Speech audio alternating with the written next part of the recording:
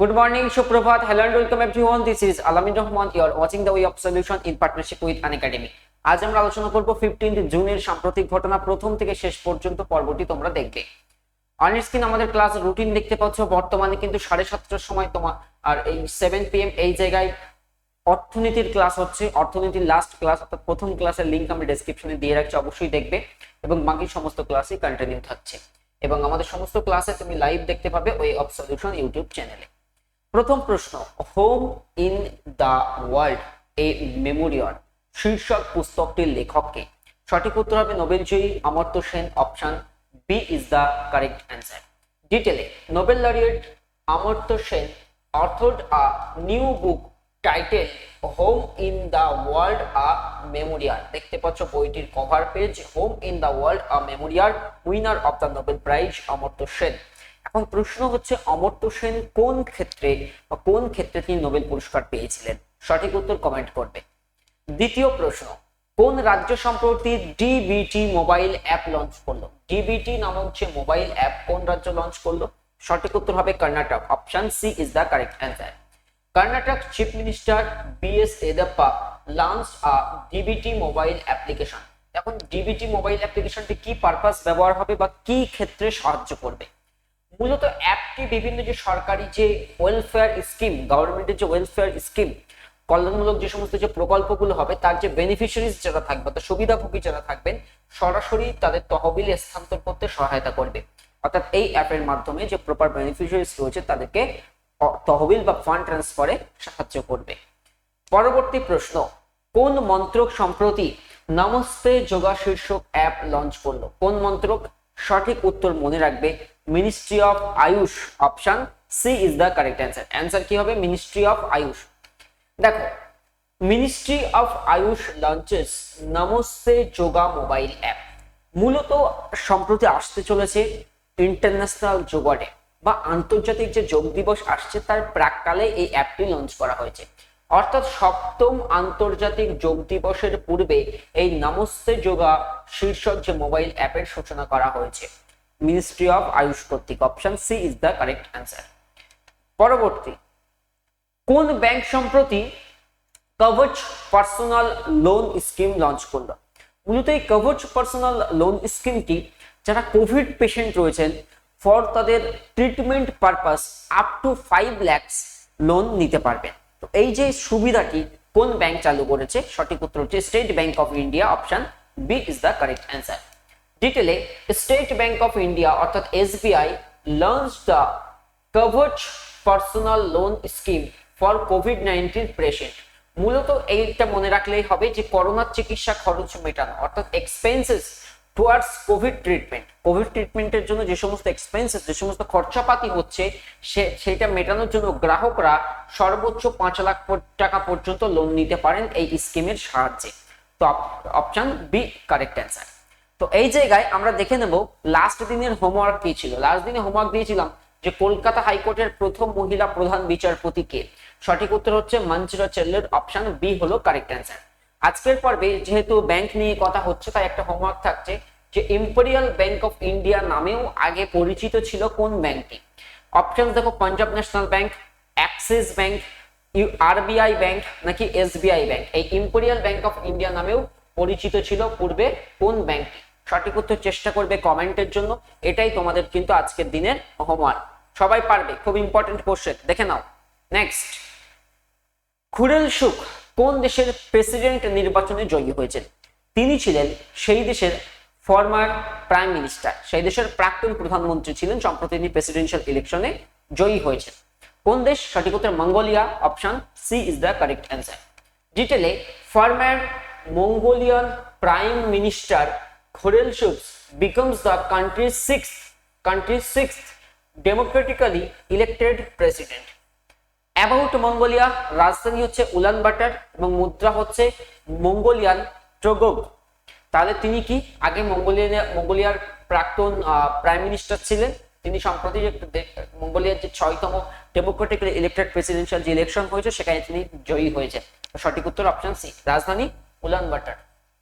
পরবর্তী, সম্প্রতি প্রয়াত সুরজ সিং কোন খেলার সঙ্গে যুক্ত ছিলেন? মনে রাখবে স্বাধীন ভারতের প্রথম ব্যক্তি হিসেবে মূলত তিনি অলিম্পিকে অংশগ্রহণ করেছেন। 1952-তে তিনি কিন্তু ম্যারাথনে দৌড়ে অংশগ্রহণ করেছিলেন। সঠিক উত্তর, তিনি একজন দৌড়বিদ ছিলেন। Option B is the correct answer. Olympian Suraj Singh Mathur passed away at the age of 90। এই লাইনটি ইম্পর্টেন্ট। তিনি ছিলেন স্বাধীন ভারতের প্রথম পদকজয়ী কিন্তু অ্যাথলিট। স্বাধীন ভারতের প্রথম পদকজয়ী অ্যাথলিট কিন্তু ছিলেন তিনি। নেক্সট, নিম্নের কে সম্প্রতি আরবিআই এর ডেপুটি গভর্নর হিসাবে পুনর্নিযুক্ত হয়েছেন, রিঅ্যাপয়েন্টমেন্ট হয়েছে তার? নিম্নের কে? দেখো, আরবিআই বা রিজার্ভ ব্যাংক অফ ইন্ডিয়ার 4 জন আমরা বর্তমান ডেপুটি গভর্নর পড়ছিলাম, তাদের মধ্যে একজন হবে রিঅ্যাপয়েন্টমেন্ট, মানে নতুন করে তো কেউ আর আসেননি। 4 জন কে কে ছিলেন আগে আমরা অপশনস দেখে নিই। দেখো, এম কে জৈন, শক্তিকান্ত দাস। শক্তিকান্ত দাস হচ্ছেন আরবিআই গভর্নর, বাকি দুজন অন্য ব্যাংকের সঙ্গে সম্পর্কিত। ঠিক আছে, তো অ্যান্সার হয়ে যাবে এম কে জৈন। অর্থাৎ the appointments committee of the cabinet approved, কি অ্যাপ্রুভ করলেন? রিঅ্যাপয়েন্টমেন্ট, পুনর্নিয়োগ। কার? মহেশ কুমার জৈন অর্থাৎ M K Jain as the deputy governor of Reserve Bank of India for a period of 2 years. আগামী 2 বছরের জন্য আরবিআই এর ডেপুটি গভর্নর হিসেবে তাকে কিন্তু নিযুক্ত করা হয়েছে। আরবিআই এর ডেপুটি গভর্নরের কথা বললে টি রবিশঙ্কর, কয়েকদিন আগে আমরা এমসিকিউজ করেছি। এম মাইকেল দেবব্রত পাত্র রয়েছেন, এম কে জয়ন রয়েছেন এবং এম রাজেশ্বর রাও রয়েছেন। এই 4 জন হচ্ছেন আরবিআই এর ডেপুটি গভর্নর এবং গভর্নরকে শক্তিকান্ত দাস। তোমাদেরকে জানিয়ে রাখবো, আনএকাডেমিতে তোমরা সাবস্ক্রিপশন নেওয়ার মাধ্যমে আমাদের লাইভ ক্লাসে অংশগ্রহণ করতে পারবে। আমাদের নতুন ব্যাচ অলরেডি চালু হয়েছে। পরীক্ষার আগে লাস্ট মিনিট তোমরা যদি একটা প্রিপারেশন করতে চাও, কমপ্লিট একটা জিস্ট রপ্ত করতে চাও, তাহলে কিন্তু এই ব্যাচে তোমরা এনরোল করতে পারবে। এটি একটি লাইভ ব্যাচ 3 মাসের, তো তুমি কোনো ক্লাস মিস করলে সেটা রেকর্ডেড দেখতে পারবে। প্রতিটা ক্লাসের কিন্তু পিডিএফও তুমি পেয়ে যাবে। তোমরা আনএকাডেমি লার্নিং অ্যাপ ইনস্টল করে WBPSC ক্যাটাগরিতে সাবস্ক্রিপশন নাও 3 মাসের জন্য এবং কোড ব্যবহার করো আলামিন 9 আমিন। সেক্ষেত্রে কিন্তু তুমি 10% অফ পেয়ে যাবে। আমাদের সমস্ত স্যারেরা কিন্তু এই লাইভ ব্যাচে অংশগ্রহণ করছে। কোন রাজ্য সম্প্রতি প্রাণ বায়ু দেবতা পেনশন স্কিম লঞ্চ করলো? সঠিক উত্তর হবে Haryana. Option C is the correct answer. ডিটেলে জানি, Haryana government has launch the Pran Vayu দেবতা pension scheme. So about Haryana, হরিয়ানার মুখ্যমন্ত্রী হচ্ছেন মনোহর লাল খট্টর এবং সত্যদেব নারায়ণ আর্য হচ্ছেন হরিয়ানার গভর্নর। মনে থাকবে।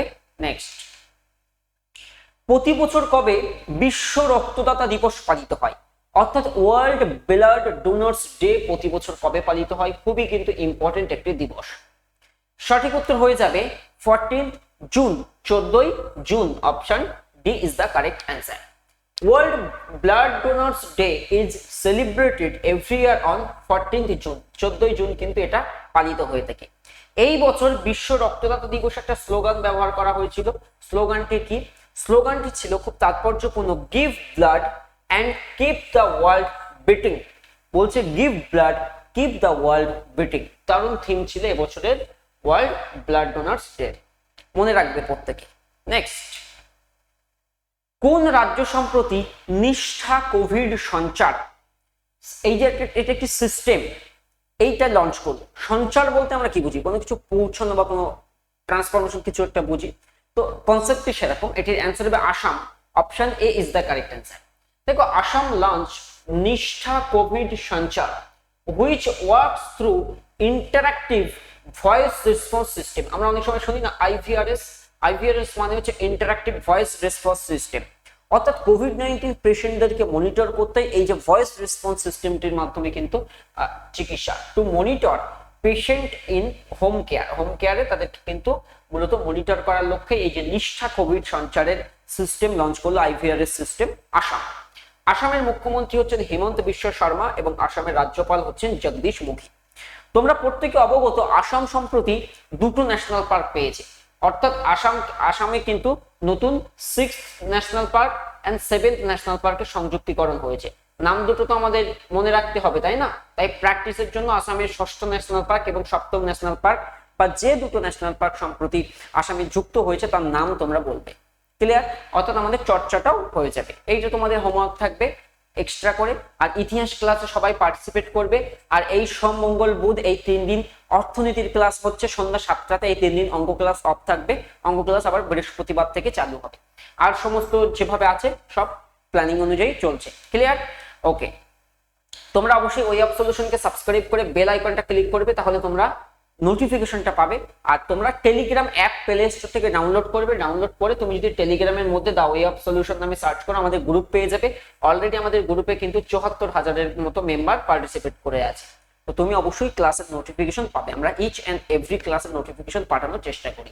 তো thank you so much for watching, দেখা হচ্ছে আগামী পর্বে। সে পর্যন্ত ভালো থাকবে, সুস্থ থাকবে, নিজের খেয়াল রাখবে, পরিবারের খেয়াল রাখবে, and finally ready to fight for competitive exam. Thank you so much for watching.